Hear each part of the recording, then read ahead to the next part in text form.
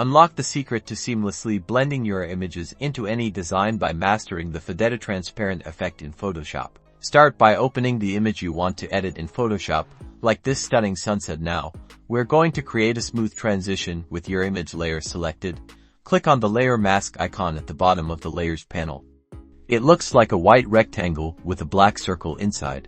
Notice how the mask thumbnail turns white. This mask controls the visibility of our layer, and we can paint on it with black and white to create our effect. To create the fade, select the gradient tool from the toolbar, or press G.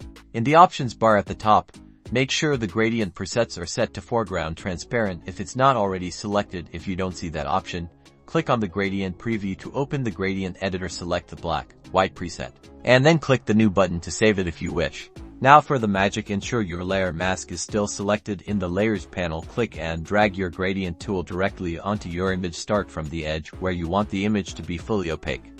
In our case, the left side of the sunset, and drag across towards the right, where you want it to fade out. See how the image elegantly fades to transparent where the gradient is white to black.